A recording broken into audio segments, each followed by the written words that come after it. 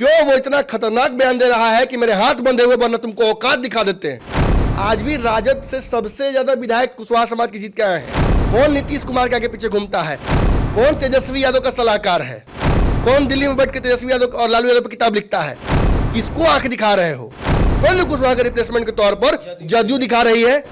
ये सब कुछ ढेला रख के, पसंगा रख के अपने पाले में बढ़ाने की कोशिश की जा रही है। आज ही क्यों उपेंद्र कुशवाहा नीतीश कुमार के साथ रहते हुए एमएलसी बनने के बावजूद, पार्टी के संसदीय बोर्ड के अध्यक्ष बनने के बावजूद नीतीश से बागी होते हैं? ये साबित करता है कि उमेश कुशवाहा एक लंबी रेस के घोड़े हैं। नया मुसलमान बने हैं ना, इसलिए तो ज्यादा प्याज खाएंगे। आज तक बिहार की राजनीति में इतना खुलकर किसी ने नहीं कभी कहा था कि मुझे उप मुख्यमंत्री बनाओ, और तेजस्वी यादव के A to Z के फॉर्मूले को पहले ही दिन पलीता लगा दिया इन्होंने। नीतीश एक सार्वजनिक संपत्ति है बिहार की राजनीति की, तो सब अपना दावा ठोकेगा ना। जो दावेदारी प्रस्तुत कर रहे हैं नीतीश के बाद, वो कौन कौन है?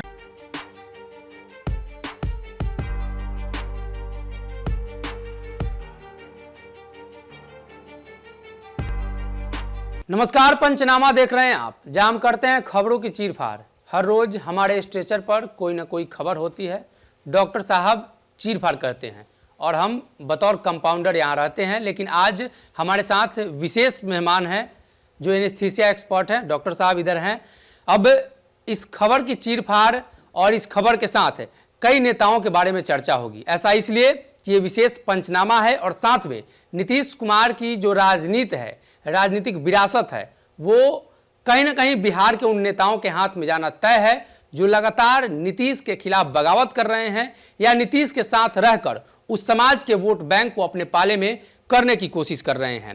विशेष डॉक्टर साहब से जानेंगे और ताजा बयान एनेस्थीसिया एक्सपर्ट से जानेंगे। डॉक्टर साहब की तरफ चलते हैं जहां कई सवाल होंगे। डॉक्टर साहब, एक तरफ जहां मुख्यमंत्री नीतीश कुमार की राजनीतिक विरासत को छीनने के लिए उपेंद्र कुशवाहा उतारू हैं, भाई बता रहे हैं, उमेश कुशवाहा जदयू में दावेदारी ठोक रहे हैं, इधर आलोक मेहता अगरा पिछड़ा कर रहे हैं, भारतीय जनता पार्टी के नेता सम्राट चौधरी पहले राजद में थे और उसके बाद अब संघ के सदस्य हो चुके हैं, भाजपा उन्हें प्रमोट कर रही है। क्या लगता है नीतीश कुमार की राजनीतिक विरासत को लेकर जो लड़ाई छिड़ी है, कौन आगे कौन पीछे है? देखिए, निश्चित तौर पर बहुत बड़ा विषय है ये, और बड़ा विषय इसलिए है क्योंकि बिहार की राजनीति में दो ही ऐसे वोट वर्ग हैं जिनको सत्ता तक पहुंचा देने में किसी नेता को एकदम पूरी अपनी ताकत लगा देते हैं। अब सोचिएगा, कागज पर अगर यादवों की संख्या बिहार में देखिए तो बहुत कम है, बहुत ज्यादा नहीं है। अपने बाकी जातियों के हिसाब से वो ज्यादा है, लेकिन ऐसा भी बहुत ज्यादा नहीं है। तो फिर वो कैसे अपना मुख्यमंत्री बना लेते हैं? लवकुश समीकरण इतना छोटा सा बिहार में है, वो कैसे अपना नेता को मुख्यमंत्री बनाए रखे हुए 17 साल से, 15 साल 17 साल, ये आखिर हो क्यों रहा है? क्योंकि ये राजनीतिक रूप से काफी सक्रिय जातियां हैं। इन जातीय समीकरणों में वो ताकत है जो सत्ता के गुरुत्वाकर्षण को अपने तरफ आकर्षित कर लेता है। और इसी वजह से आज नीतीश कुमार जो अपनी राजनीति के उत्तरार्ध पर है, जो ये समझ रहे हैं कि अब बहुत दिन बचा नहीं है, निश्चित तौर पर जब खुद से वो अपने रिप्लेसमेंट्स के, अपने उत्तराधिकारियों की चर्चा करने लगते हैं तो ये समझ में आता है, और आगे की रणनीतियों पर चर्चा करने लगते हैं तो समझ में आता है कि अब मार्गदर्शक मंडल में शामिल होने का समय आ गया है। तो ऐसे में नीतीश कुमार की जो जागीर है वो केवल उनके अपने पुत्र, अपने बच्चे, अपने राजनीतिक संतान नहीं ले सकते हैं। नीतीश एक सार्वजनिक संपत्ति है बिहार की राजनीति की, तो सब अपना दावा ठोकेगा ना। गैर मजरूह जमीन लिखा, सब ठोकेगा अपना दावा। और सच बात है कि जो लवकुश संपत्ति है बिहार की राजनीति की, इस पर तो हक बनता है सबका। संघर्ष की बात आपने की, मैं सारे नेताओं को आपको समय दूंगा ताकि सभी नेताओं के बारे में आप चर्चा एक एक करके कीजिए और बताइए कि आखिर इन लोगों की दावेदारी क्यों मजबूत होती है, क्यों इंडियन टीम में किसी खिलाड़ी को लाया गया, उसका पुराना परफॉर्मेंस क्या था, रणजी ट्रॉफी में उसने कितने रन मारे, जब गुडली ट्रॉफी होता है तो कितना रन मारता है, क्या बॉलिंग प्रदर्शन रहा है उसका, ये सब कुछ कहीं ना कहीं मापदंड बनते हैं। लेकिन एक बात जान लीजिए, नीतीश कुमार की राजनीति जो लगातार समाप्ति के कगार पर है, उसने एक कौतूहल पैदा किया है कि कोई आगे बढ़े और लोग उस राजनीति को अपने पाले में कर ले। आज ही क्यों उपेंद्र कुशवाहा नीतीश कुमार के साथ रहते हुए एमएलसी बनने के बावजूद, पार्टी के संसदीय बोर्ड के अध्यक्ष बनने के बावजूद नीतीश से बागी होते हैं? आज ही क्यों सम्राट चौधरी, जबकि आज तक इस समीकरण में भाजपा ने इंटरेस्ट नहीं दिखाया, एक युग का समापन हुआ था सुरेंद्र कुशवाहा की मृत्यु के साथ, एमएलसी जाने तक के लिए सुरेंद्र कुशवाहा को कितना पापड़ बेलना पड़ा था मैं जानता हूं, और आज एकाएक कैसे सम्राट चौधरी को आगे बढ़ा देती है भाजपा? निश्चित तौर पर भाजपा के मन में कुछ है। इसी तरीके से आप आलोक मेहता के पास आइएगा, जो व्यक्ति संयमित बयान देने के लिए हमेशा जाना गया, जो नीतीश कुमार के कैबिनेट में रहते हुए उसने इस्तीफे की पेशकश कर दी थी, वो व्यक्ति एकाएक अगड़ा पिछड़ा क्यों करने लगा है? क्यों वो 10% की बात कर रहा है? क्यों वो इतना खतरनाक बयान दे रहा है कि मेरे हाथ बंधे हुए वरना तुमको औकात दिखा देते हैं? क्यों बोल रहा है? और आज ही उमेश कुशवाहा, जो कि बिहार की राजनीति में सडनली आए और उन्हें उपेंद्र कुशवाहा के रिप्लेसमेंट के तौर पर जदयू दिखा रही है, ये सब कुछ ढेला रख के, पसंगा रख के अपने पाले में बढ़ाने की कोशिश की जा रही है। वो गैर मजरूह जमीन जिसको सब दावेदारी कर रहे हैं। आज जगदेव प्रसाद को याद कौन नहीं कर रहा है?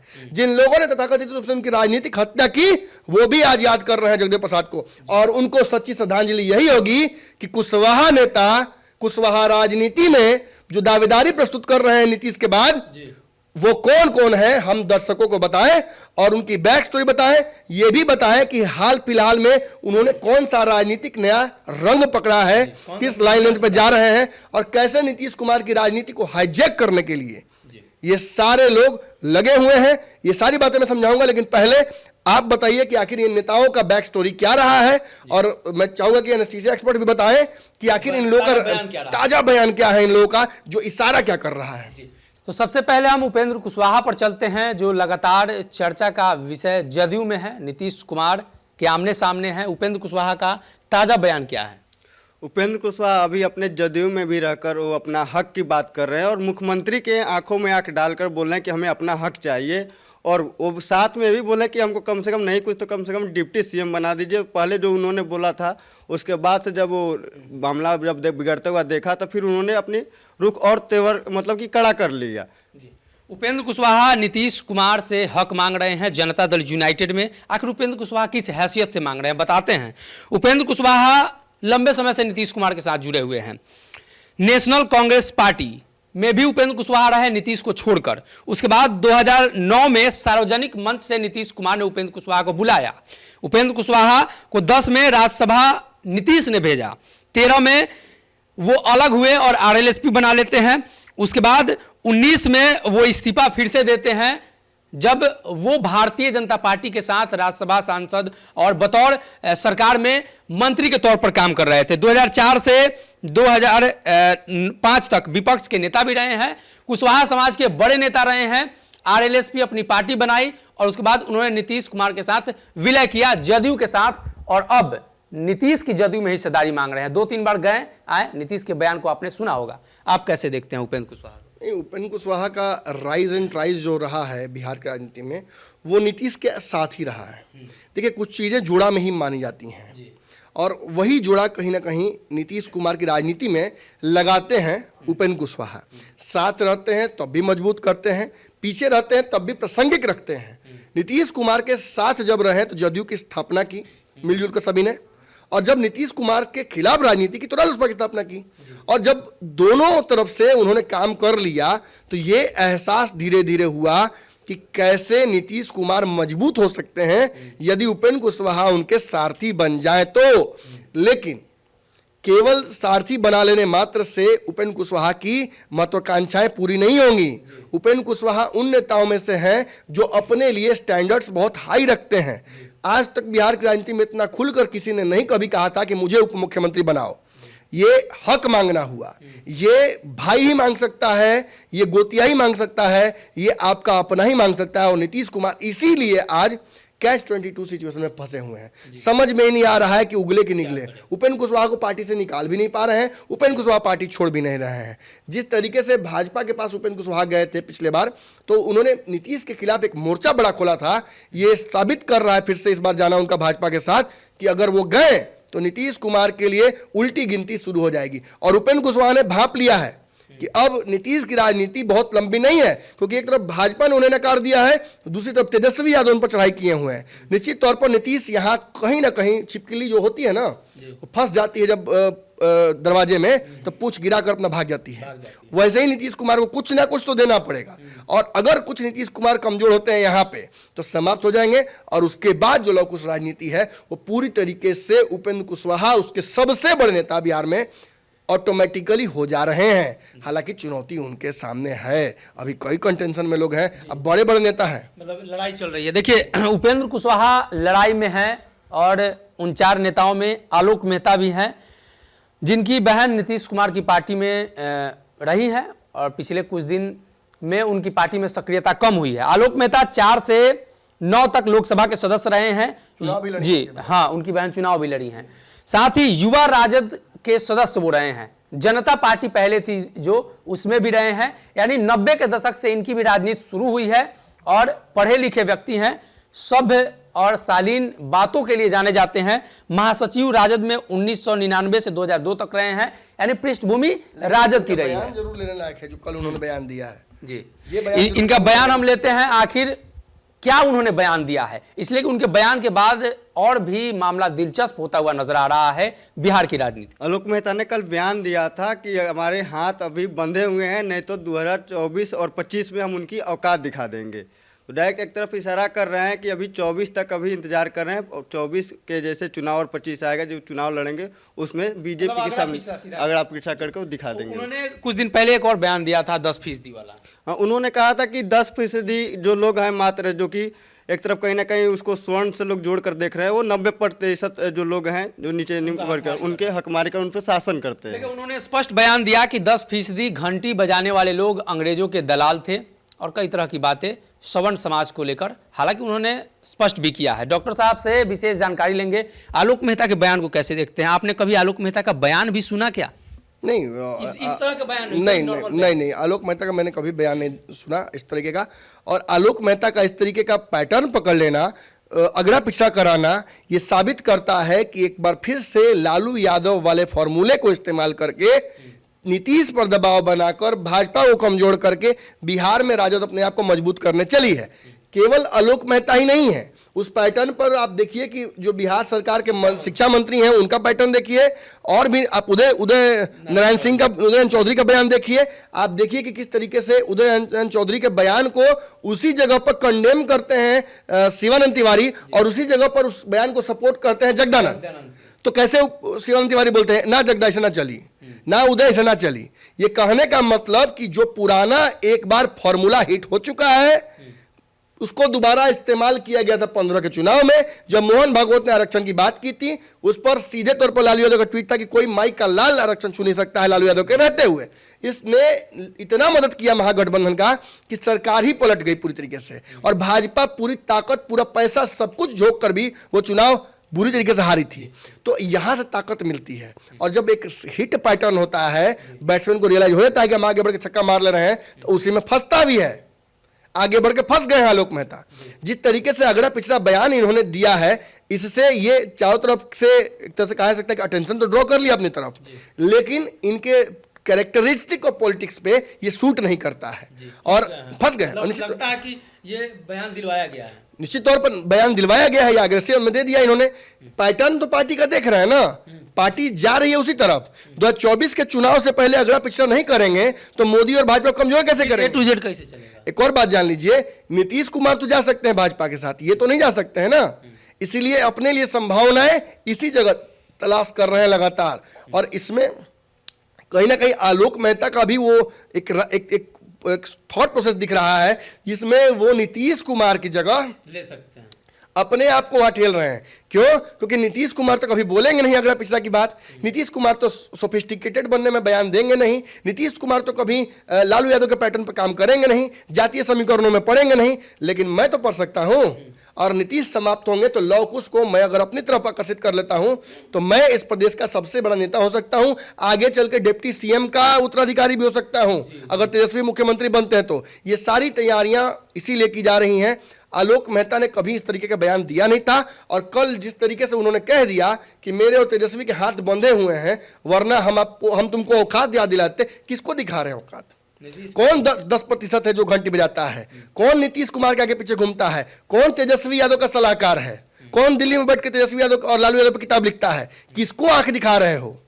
अगर इसी तरीके से राजनीति करके आगे बढ़ना है तो आइए खुल के, आइए मैदान में। भाजपा भी प्रमोट करेगी सवर्ण नेताओं को, और फिर सामने सामने लड़ाई होगी। अगर इसी तरीके के जातीय अगर उन्माद पैदा करना है तब तो बहुत सही काम कर रहे हैं आलोक मेहता। और तेजस्वी यादव के A to Z के फॉर्मूले को पहले ही दिन पलीता लगा दिया इन्होंने। कुछ नीतीश ले गए और कुछ आलोक मेहता ले गए। लेकिन हाँ, एक बात मैं बता दूं आपको, जितना फायदा A to Z की रणनीति पर तेजस्वी को नहीं होगा, उससे कहीं ज्यादा फायदा ये अगड़ा पिछड़ा करने से तेजस्वी यादव को हो जाएगा। ये बात तेजस्वी भी जानते हैं, ये बात सुधाकर सिंह भी जानते हैं, ये जगदानंद सिंह भी जानते हैं, शिवानंद भी जानते हैं, और ये बात आलोक मेहता जब बोल रहे हैं मंच से तो वो भी जानते हैं। शिक्षाविद के भाई हैं, खुद भी अच्छे शिक्षित हैं, तो उन्हें अच्छे से पता है कि क्या बोलना चाहिए क्या नहीं बोलना चाहिए। और अगर उनकी जुबान फिसल रही है तो फिसली नहीं है, फिसलाई गई है।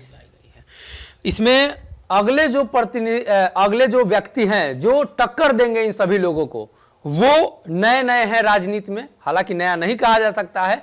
उमेश कुशवाहा जदयू के दोबारा प्रदेश अध्यक्ष बने हैं, ताजा बयान उनका क्या है, लेते हैं।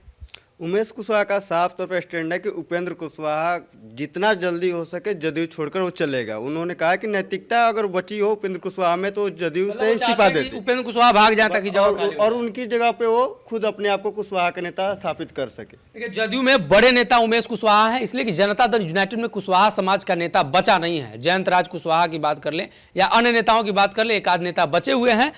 उमेश कुशवाहा मुख्यतः व्यवसायी हैं, ये आरसीपी की खोज है। आरसीपी सिंह जब बिहार मंथन कर रहे थे और जनता दल यूनाइटेड को आर्थिक रूप से मजबूत कर रहे थे, तो उसी मंथन में उमेश कुशवाहा निकले थे और उमेश कुशवाहा को प्रदेश अध्यक्ष पर बिठाया गया था। और इसलिए बिठाया गया था कि वशिष्ठ नारायण सिंह की तबीयत खराब थी और अशोक चौधरी को कार्यकारी अध्यक्ष बनाया गया। अशोक चौधरी उस समीकरण से नहीं थे, आरसीपी की बात नहीं मानते थे, नीतीश कुमार के कान में फूंकते थे जाकर, इसलिए बिठाया गया कि ये मेरे लिए काम करेंगे। लेकिन उमेश कुशवाहा ने आरसीपी को ही काट दिया। उमेश कुशवाहा एक्सीडेंटल प्रदेश अध्यक्ष है, जैसे कि ललन सिंह एक्सीडेंटल राष्ट्रीय अध्यक्ष है। ना आरसीपी गड़बड़ाते हैं, ना कभी लॉटरी लगता है ललन सिंह का, और ना अशोक चौधरी उस जातीय समीकरण के होते हैं, ना उनकी जगह इनको मिलता। निश्चित तौर पर नीतीश कुमार और अशोक चौधरी के बीच साठगांठ हो गई थी, बिहार की कुर्सी अशोक चौधरी के पास चली जाती। लेकिन आरसीपी वाले प्रकरण के बाद जदयू डेंट इसलिए हुई कि जिस समीकरण के नेता को हटाया वो तो अपने कोर समीकरण का था। ये बात जाते जाते और आज भी कहते हैं आरसीपी सिंह कि मैं लवकुश समीकरण का हूं, तो ये आरोप लगा ना। और आज जब उपेंद्र कुशवाहा जा रहे हैं तो ये आरोप पुख्ता हो जाता है। और खास बात यह है कि आपने कहा कि उमेश कुशवाहा, उपेंद्र कुशवाहा, और बयान भी आपने सुना कि उमेश कुशवाहा आज भी उपेंद्र कुशवाहा पड़े हुए हैं कि उनको हट जाना चाहिए, उनको नैतिक जिम्मेदारी देना चाहिए, क्योंकि इस पद के लिए भी उपेंद्र कुशवाहा की दावेदारी थी। और जब नीतीश समझ गए कि कोई फायदा नहीं है इस पद पर देने से उपेंद्र कुशवाहा को, पार्टी को मजबूत करने के बजाय हो सकता है कमजोर कर दे या कल ब्लैकमेल कर दे हमको कि भाई संगठन तो मेरे पास है, हमको ही बनाइए। इसीलिए बस नीतीश कुमार ने उपेंद्र कुशवाहा की जगह उमेश कुशवाहा को फिर से अध्यक्ष बनाया। लेकिन उमेश कुशवाहा बहुत कम समय में इस लिस्ट में अपना नाम बना लेते हैं। यह साबित करता है कि उमेश कुशवाहा एक लंबी रेस के घोड़े हैं और उन पर दाव अगर आरसीपी भी लगा सकते हैं, ललन सिंह भी लगा सकते हैं, नीतीश कुमार भी लगा सकते हैं, तो आप समझ लिए कि कितना उपयोगी है।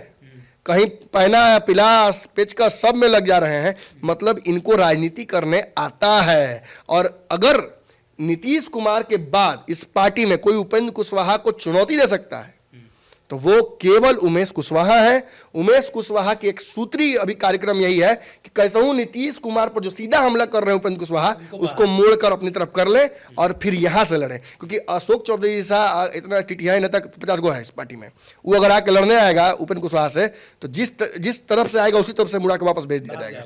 घुमा के नहीं, देखते हैं राजपाल यादव कैसे घुमा के भेजता है हीरो, या लड़ने आते तो घुमा के भेज दिया, तो वही बस अशोक चौधरी के साथ करेंगे उपेंद्र कुशवाहा। तो ऐसी स्थिति में उमेश कुशवाहा और ऐसे नेताओं की आवश्यकता पड़ती है। और उमेश कुशवाहा को मैं 5 पॉइंट देना चाहूंगा इसलिए क्योंकि उन्होंने जो काम दिया गया था उसको बखूबी किया।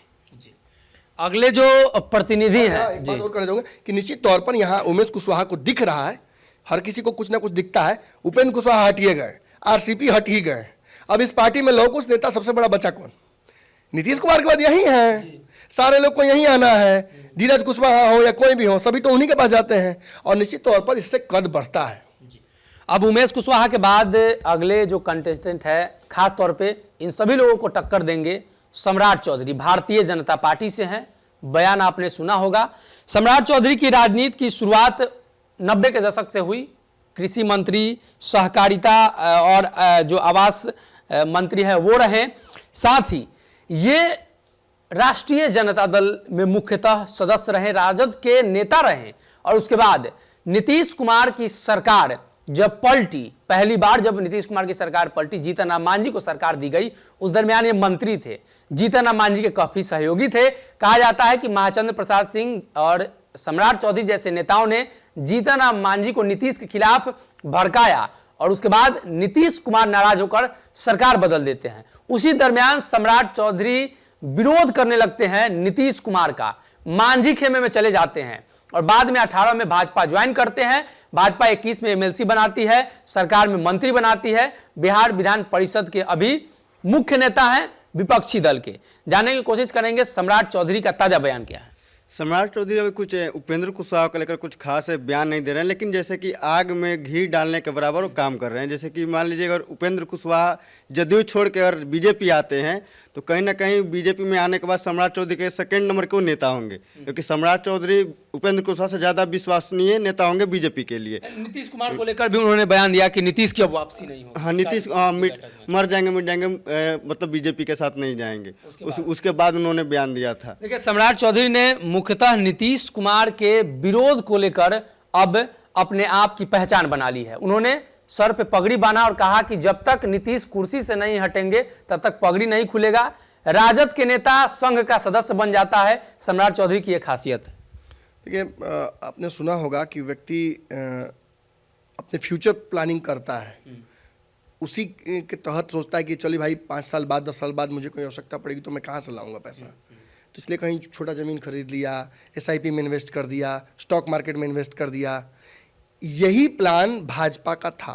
भाजपा ने एक तरफ बिहार में सबसे बड़े जातीय समीकरण यादव समाज को अपने पाले में करने के लिए नित्यानंद और भूपेंद्र यादव को आगे किया, वहीं MLC बनाकर इस वोट बैंक के लिए एक स्लीपर सेल अपना पहले ही जाके रख दिया था।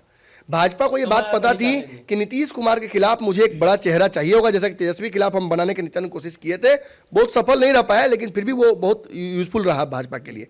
लेकिन अगर लवकुश समीकरण की बात की जाए तो सम्राट चौधरी भाजपा द्वारा बनाए गए नेता जरूर हैं, लेकिन उससे पहले भी नेता रहे हैं और एक बहुत बड़े नेता के पुत्र भी रहे हैं, जिसका मतलब नाम शकुनी तो वो काम भी शकुनी। उन्होंने बिहार की राजनीति में उस तरीके का काम किया था और आज इतनी पार्टियों से घूमकर भाजपा में गए और भाजपा इनको बिना सोचे MLC बनाती है। निश्चित तौर पर भाजपा का फ्यूचर इन्वेस्टमेंट था सम्राट चौधरी में कि जिस दिन नीतीश की राजनीति कमजोर करने की कोशिश करेंगे, जिस दिन नीतीश के लौकुश को काटने की कोशिश करेंगे, जिस दिन उपेंद्र कुशवाहा और RCP नीतीश के साथ रहेंगे, अगर नीतीश बहुत ताकत से आगे बढ़ेंगे तो हम उनको कमजोर करने के लिए नया नहीं है। सम्राट चौधरी ने जब राजद से जदयू ज्वाइन किया, जदयू ज्वाइन करते भी MLC बने जी। और निश्चित तौर पर देखिए, उस समीकरण के नेता हैं तो ये बात तो सार्वजनिक है। और मांझी जी के साथ जब भी रहे थे तब भी पूरी तरीके से ताकत अपना उपयोग किया था।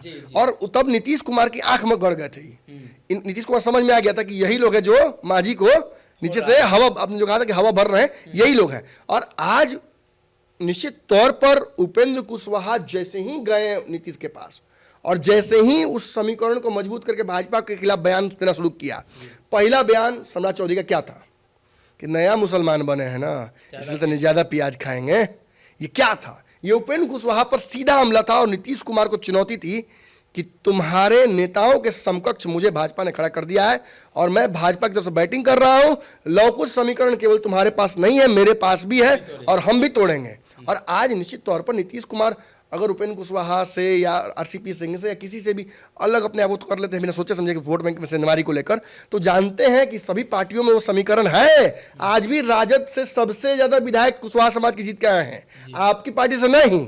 आप लौकुश समाज को लेकर घूम रहे हैं, लेकिन कागज पे देखा जाए तो निश्चित तौर पर राजद ने रिप्रेजेंटेशन दिया है और आपने केवल यूज किया है। और इसी भ्रम को तोड़ते हुए भाजपा ने अगर सम्राट चौधरी को आगे किया तो सम्राट चौधरी काफी मजबूत नेताओं में से बिहार में आज के हो चुके हैं। जब भाजपा ने उन्हें नेता प्रतिपक्ष बनाने की शुरुआत की थी, याद है हमने पहले खबर चला दी थी, हमें तो अंदाजा लग गया था कि भाजपा क्या कर रही है। और तभी ये स्पष्ट हो गया था कि अब नीतीश कुमार को उन्हीं के हथियार से घेरने की कोशिश की जाएगी और लवकुश समीकरण बिहार में अब संकुचित नहीं रहेगा, बहुत बृहद होगा। और इसी वजह से उपेंद्र कुशवाहा और नीतीश कुमार और बाकी नेता जो हैं उनके रिप्लेसमेंट के तौर पर भाजपा के संघवादी चेहरा लवकुश में, लवकुश का हिंदुत्व का चेहरा, देखिए अलग अलग चेहरे हैं। एक अगला पिछड़ा कर रहा है आलोक मेहता, तो एक लिबरल है नीतीश कुमार और एक कह रहा है कि नहीं सब हमरे है, वो इंक्लूजन की बात कर रहे हैं उपेंद्र कुशवाहा। नीतीश कुमार एकदम न्यूट्रल रहना चाहते हैं आलोक मेहता पूरी तरीके से एकदम लेफ्ट ओरिएंटेड होने जाते हैं, और उसी जगह पर अगर एक आ जाए और कहे कि नहीं हम लव कुश हैं, राम के वंशज हैं, तो क्या लगता है आपको वो लव कुश, वो कुशवाहा जो अपने आप को हिंदू मानता है, क्या वो वोट नहीं करेगा? निश्चित तौर पर करेगा, और पोलराइजेशन होगा तो ये सारा का सारा वोट भाजपा के पास चला जाएगा। अब तो उपेंद्र कुशवाहा भी बैटिंग करेंगे भाजपा के लिए, तो कहीं ना कहीं मजबूती हो रही है इस समीकरण में। जो यादव वाला समीकरण भाजपा ने चलने की कोशिश की थी, बहुत सफल नहीं रहा, लेकिन मुझे लगता है लवकुश समीकरण ये बहुत सफल होगा और ये नीतीश कुमार को समाप्त कर देगा। क्योंकि इस लिस्ट में हमने कुशवाहा नेताओं को रखा था, हमने आरसीपी का जिक्र नहीं किया, लेकिन आरसीपी सिंह भी उन नेताओं उसी समीकरण में से आते हैं, लेकिन वो नीतीश कुमार के डायरेक्ट रिप्लेसमेंट के तौर पर आते हैं। अब देखना होगा कि आगे चल के क्या होता है, भाजपा क्या सोचती है, लेकिन इन 4 नेताओं ने निश्चित तौर पर नीतीश कुमार की राजनीति को हैक करने का मन बना लिया है। ये सबको समझ में आ रहा है कि जदयू और नीतीश कुमार की राजनीति अब अपने समाप्ति पर है, और यहाँ से ईंट उठाकर इस टूटे हुए महल से अपना झोपड़ी तैयार किया जा सकता है। तो कहीं ना कहीं नीतीश कुमार और जो जनता दल यूनाइटेड के सर्वेसर्वा भी हैं, बिहार के मुख्यमंत्री भी हैं, उनकी राजनीतिक विरासत पर इनका हमला हो चुका है। कौन कितना तोड़ कर ले जाता है ये वक्त बताएगा, लेकिन मुख्यमंत्री नीतीश कुमार की विरासत में भारी लूट होने वाली है, और ये 4 नेता मुख्यतः इस लूट में बड़े सहयोगी होंगे, और बिहार में लवकुश वोट बैंक को एक तरफ शिफ्ट करने के लिए काफी जद्दोजहद करेंगे, और साथ ही नीतीश कुमार की राजनीतिक वारिस बनने की कोशिश करेंगे। उम्मीद है हमारी ये चर्चा आपको अच्छी लगी होगी। ये चर्चा 3 लोगों की नहीं है, ये बिहार के उन 3 करोड़ लोगों की है जो कहीं ना कहीं इसमें दिलचस्पी दिखाते हैं। आपका सवाल हमारे कमेंट बॉक्स में होगा, डॉक्टर साहब मौजूद रहेंगे, हर सवाल का जवाब दिया जाएगा। बहुत बहुत धन्यवाद।